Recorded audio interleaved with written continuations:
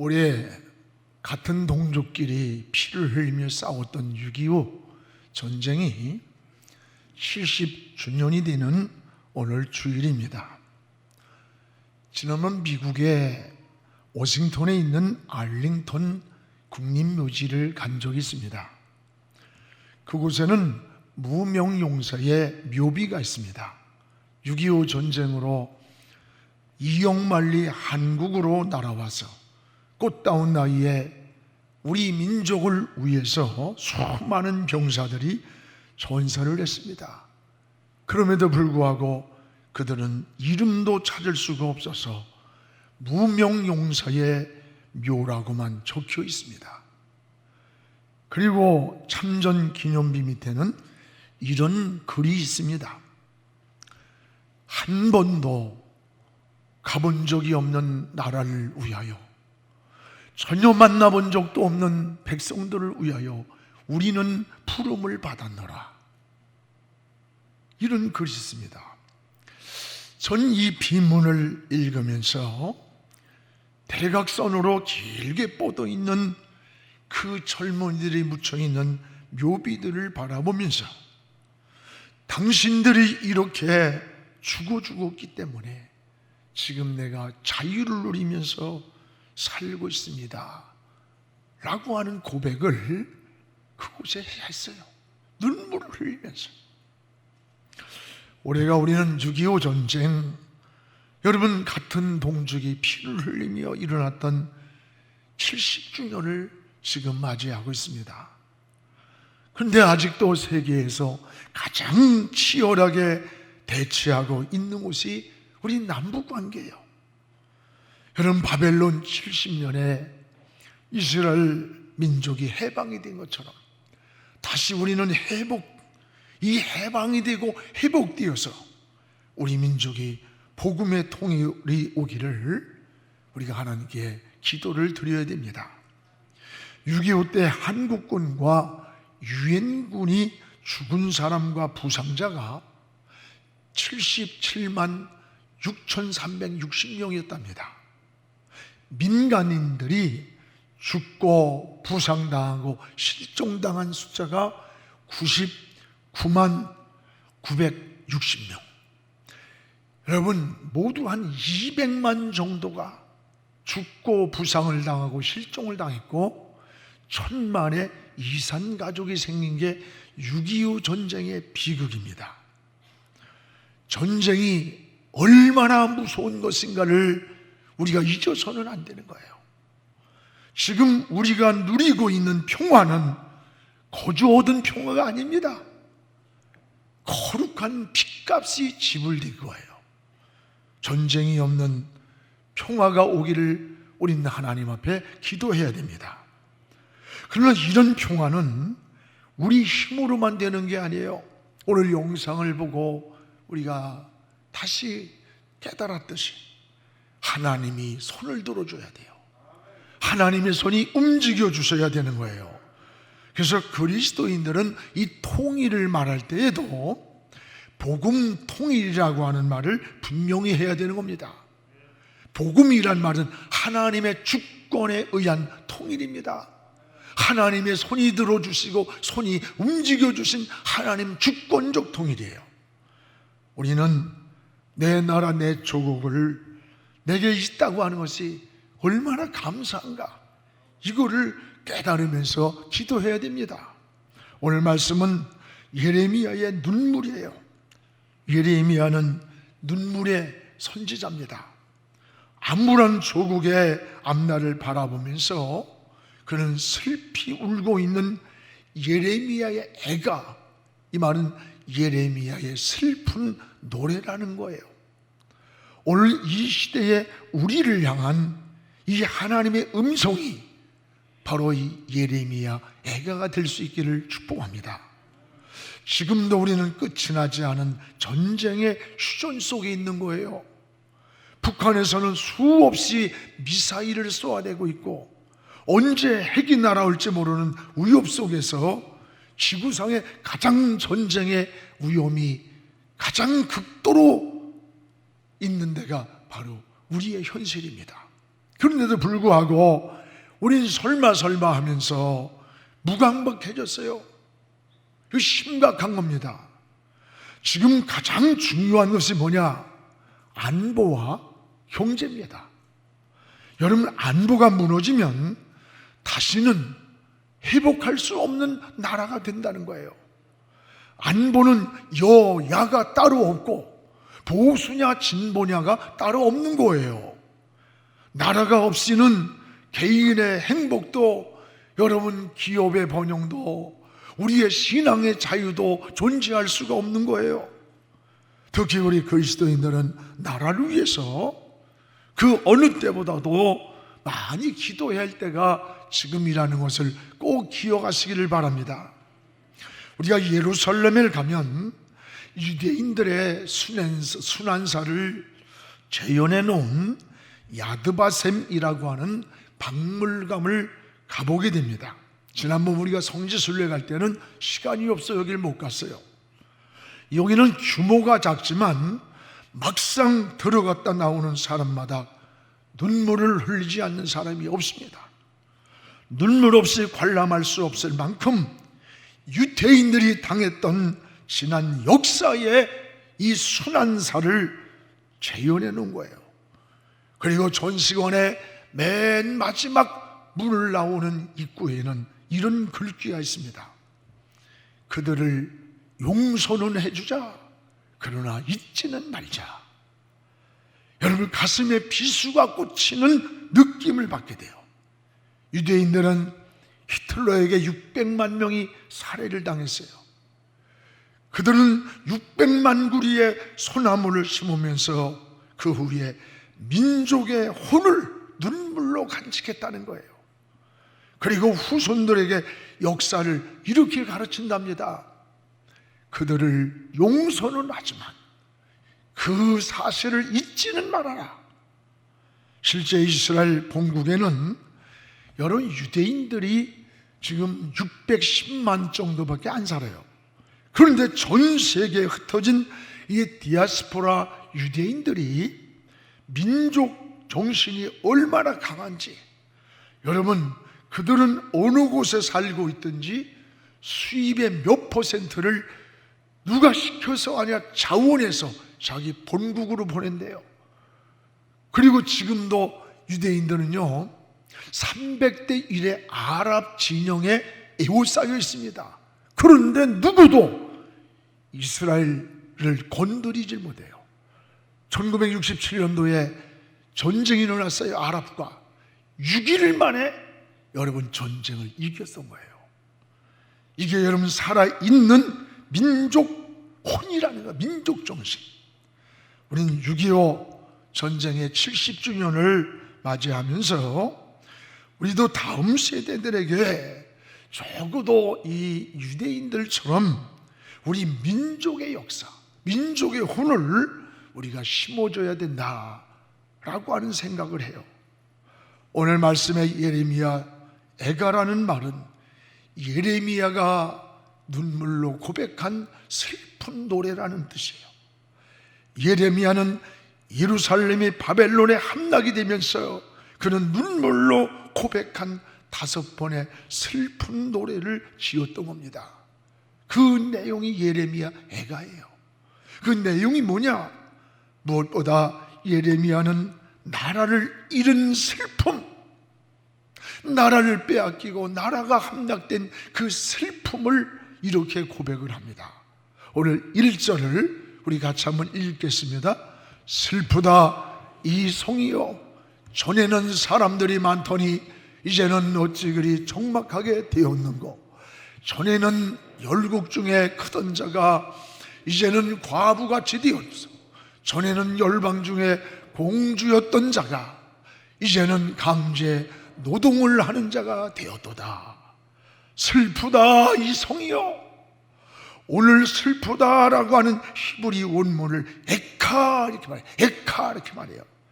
그 뜻은 우리나라에서 상을 당했을 때 상주들이 슬퍼가지고 아이고 하면서 우는 그 순간의 그 모습을 에카라고 그래요. 그래서 히브리인들은 장례식에서 조문을 낭독할 때에 이 표현을 자주 사용했다는 거예요. 슬프다, 에카. 그런데 오늘 예레미야의 심정은 마치 여기에 초상을 당한 상주와 같이, 초상을 당한 상주와 같은 비탄한 마음으로 슬프다 이성이여 에카라고 눈물을 흘리며 슬픈 노래를 부르고 있는 거예요. 그리고 여기 1절에 전에라는 말이 3번이 나와요. 전에 나라가 흥할 때는 사람이 많았는데, 전에 열국 중에 우리가 큰 자일 때 찾아오는 사람 많았는데, 전에 우리가 공주같이 대접을 받았는데, 근데 이제는 남편을 잃은 천대받는 과부와 같이 되었고, 이제는 강제 노동자 같은 추락한 신세가 되었다고 탄식을 하면서 에카라는 거예요. 마치 조상집에서 슬픔을 고백하듯이 나라를 잃은 슬픔을 오늘 예레미야가 울면서 고백하는 거예요. 여러분, 예루살렘이 바벨론 포로가 되어 백성들에게 잡혀갔습니다. 유다 왕이었던 당시 여호야긴까지, 왕까지 포로로 잡혀갔어요. 바벨론 포로가 되어 나라가 망하고 나니까 그토록 절친하던 친구라고 했던 나라들이, 이웃들이 여러분 다 돌아보는 자가 없이 비참한 신세가 된 거예요. 유다 바벨론이 포로를 당하기 전에는요, 가장 큰 동맹이 누구냐? 애굽이야, 애굽. 근데 나라가 망하고 나니까 동맹이라고 했던 애굽이 싹틈을 돌리고 외면하는 거예요. 그 당시에 동맹이 에돔이에요. 근데 나라가 망하고 나니까 오히려 유다 성읍을 약탈해 가는 거예요, 약탈. 여러분, 나라가 부강하고 힘이 있을 때는 주변국들이 친구였어요. 이웃이었어요. 그런데 망하고 나니까 등을 돌리는 거예요. 외면하는 거예요. 약탈자가 되는 거예요. 그렇습니다. 이것은 나라만이 아닙니다. 사람도 마찬가지예요. 여러분이 잘 나가고 잘 될 때, 성공할 때, 높은 자리 있을 때 찾아오는 사람 많아요. 인사하는 사람 많아요. 전화하는 사람 많아요. 그러나 여러분이 실패하고 병들고 다 인생이 무너졌을 때, 과연 내 곁에 끝까지 남아있는 친구가 몇 명이나 있을까요? 몇 명이나 있을까요? 제가 친구 목사하고 이 얘기를 했어요. 당신이 무너졌을 때 인생이 끝난다 할 때 정말 끝까지 당신 곁에 있을 친구가 기억나느냐? 하나도 안 난다는 거예요. 안 난다는 거예요. 여러분, 망하고 나니까 친구도 떠나고 이웃도 떠나고 형제마저도 떠나는 것, 이게 세상이라는 거예요. 나라도 국력이 있어야 힘이 있고 당당한 겁니다. 내가 태어나 살고 있는 내 조국을 사랑해야 됩니다. 개인의 성공도, 가정의 행복도, 기업의 발전도 나라가 없이 존재할 수가 없습니다.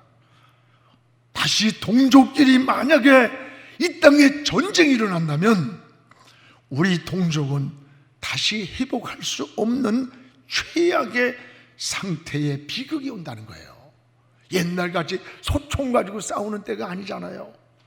반면에 우리 주변국인 일본, 러시아, 중국은 대박이 터진다는 거예요. 대박. 우리가 전쟁으로 망하는 그 시간에 우리 주변국들은 대박이 터진다는 거야. 일본이 기울었다가 6.25 전쟁 때문에 다시 일어난 거 아닙니까? 역사의 증거 아니에요? 이 글을 읽다가 막 숨이 막혀오는 것 같아요. 우리는 정신을 바짝 차려야 합니다.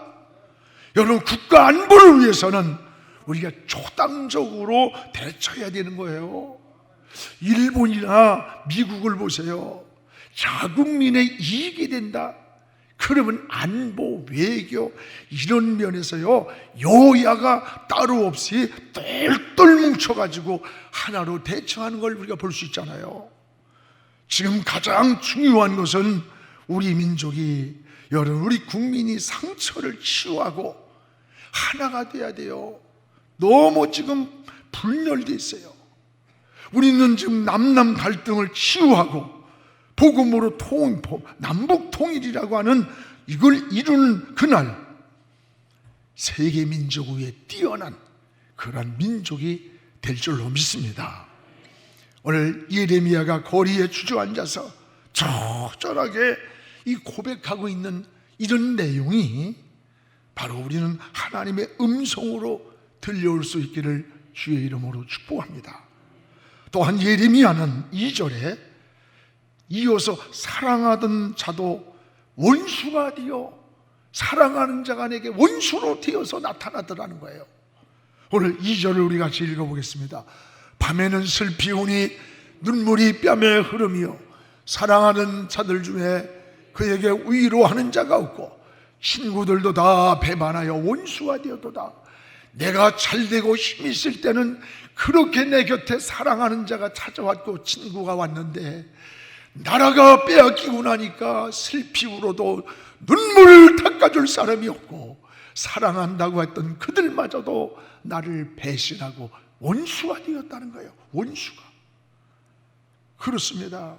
오늘 예레미야의 눈물은 나라를 잃은 슬픔을 보여주는 거예요. 우리 그리스도인들은 이 국가관이 분명해야 돼요. 또 하나는 애국심이 더욱 필요한 게 그리스도인이에요. 애국심이라는 게 뭐예요? 애국심이라는 것은 자기가 속해 있는 공동체를 지키려고 하는 마음이 애국심이에요. 또 하나는 자기가 태어나고 자란 땅에 대한 애착입니다. 세 번째는 이 땅을 지켜내려고 하는 마음, 그걸 애국심이라는 거예요. 그렇습니다. 예레미야의 슬픈 노래는 조국을 사랑하면서 흘리는 눈물이에요. 이 시대의 조국을 사랑하는 눈물이 우리 모두에게 있기를 주의 이름으로 축복을 합니다. 무엇보다 두 번째, 예레미야는 예배가 무너진 것, 예배가 무너진 슬픔을 하나님 앞에 고백을 하는 거예요. 오늘 4절을 우리 같이 한번 읽어보겠습니다. 시온의 도로들이 슬퍼하며 절기를 지키러 나가는 사람이 없음이로다. 모든 성문들이 종막하며 제사장들이 탄식하며 처녀들이 근심하며 시온도 곤고를 받았도다. 시온의 도로들이 슬퍼한다. 절기를 지키러 나가는 사람이 없다. 제사장들이 탄식을 한다. 왜 제사장들이 탄식을 합니까? 거룩한 성일이 되어도 성전문이 닫혔기 때문에. 바벨론이 예루살렘 3차 침공으로 예루살렘 성전이 당시에 무너진 거예요. 그러니까 바벨론의 포로가 되어서 절기가 되었어요.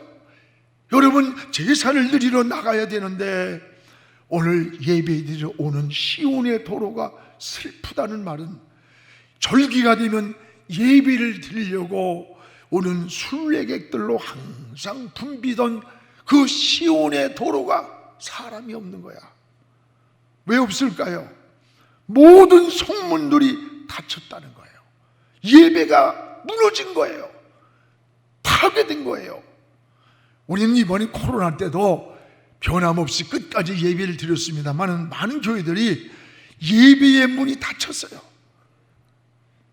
그 어느 제가 오늘 책을 하나 받았는데 목사님이 40일 동안은 눈물로 지냈노라고 하는 고백이 있더라고. 여러분, 그와 같은 거예요.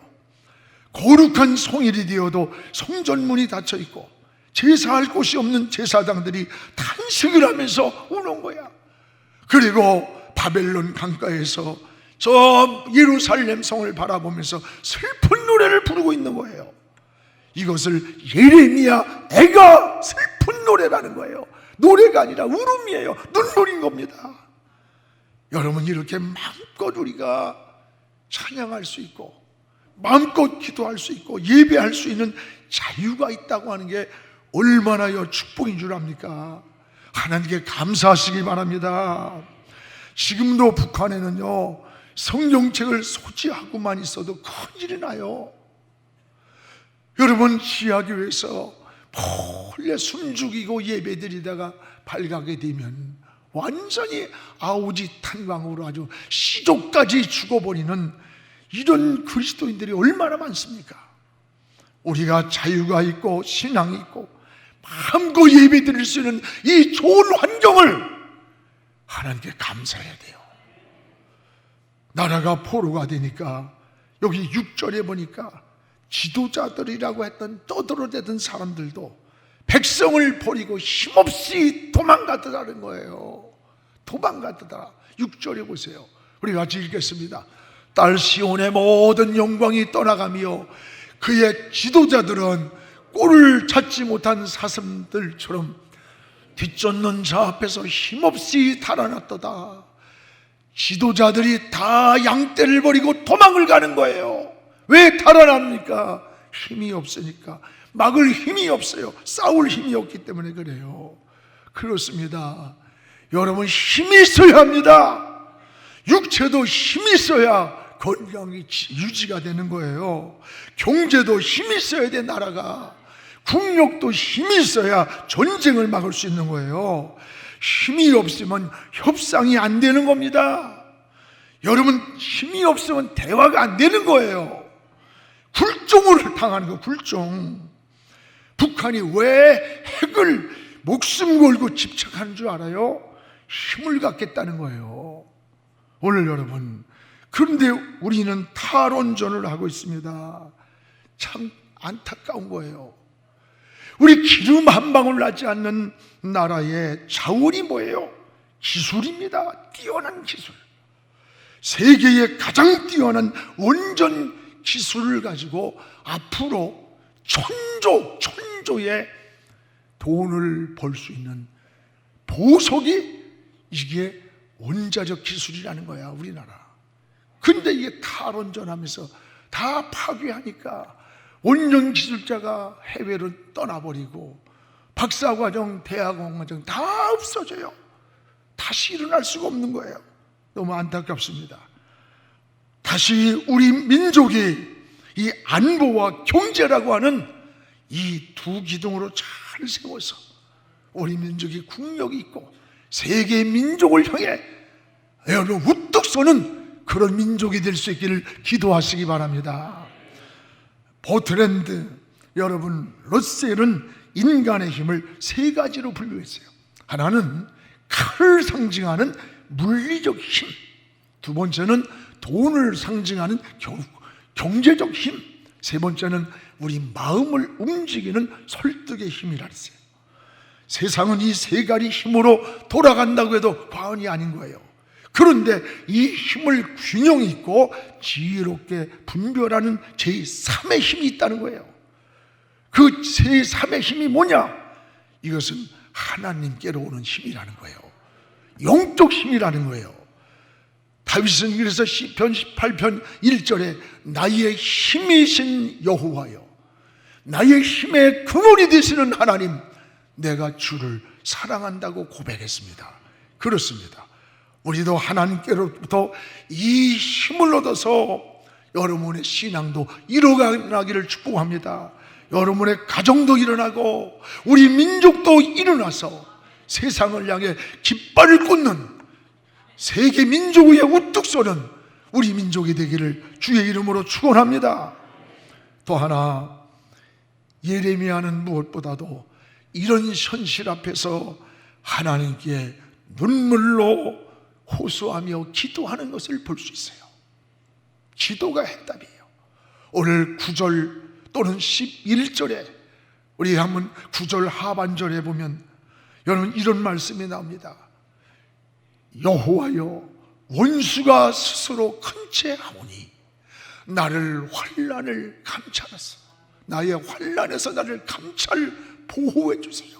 살펴주세요. 또 11절에 보세요. 여기 보면 또 나옵니다. 지금도 탄식하며 양식을 구하나이다. 나는 비천하오니 여호와여 나를 돌봐주소서, 나를 감찰하소서, 여호와여 나를 돌봐주옵소서. 예레미야는 하나님께 애절하게 눈물로 호소하는 이 기도를 볼 수가 있어요. 그렇습니다. 오늘 여러분, 말 못하는 어린아이의 가장 큰 무기가 뭐예요? 울음이에요. 울음, 눈물이에요. 울면 다 해결돼요. 배고파도 울고 아파도 울고 괴로워도 울고, 아이가 울면 엄마는 아이가 무엇이 필요한지를 다 알고 문제를 해결해 줍니다. 우리도 하나님 앞에 울어야 돼요. 울어야 돼요. 눈물은 진실을 말하는 겁니다. 진실한 감정이 눈물로 나타나는 거예요. 우린 슬플 때도 울고 지칠 때도 울고 그리울 때도 울고 외로울 때도 울고 아플 때도 울고 넘어질 때도 울고 기쁠 때도 하나님 앞에 울어야 돼요. 눈물은 거룩한 전염을 시키는 거예요. 눈물은 다른 사람에게도 같은 감동을 전해주는 겁니다. 눈물 자체가 진실이기 때문입니다. 여러분, 눈물이 메마를 때에 우리의 삶이 삭막해지는 거예요. 하나님도 눈물을 보시고 응답을 했다는데요. 히스기야가 병들었습니다. 살 수 없다는 진단을 내리고 이사야가 떠납니다. 그는 왕의 체면을 버리고 하나님 앞에 무릎을 꿇고 벽을 향해 하나님을 향해 울부짖는 거예요. 하나님, 잘못 산 게 많을지라도 하나님 위해 살려고 했던 것, 선한 것 한 가지만 기억해 주시고 내 생명을 연장해 주신다면 하나님을 위해서 살겠노라고 막 눈물로 기도할 때 통곡이 됐어요.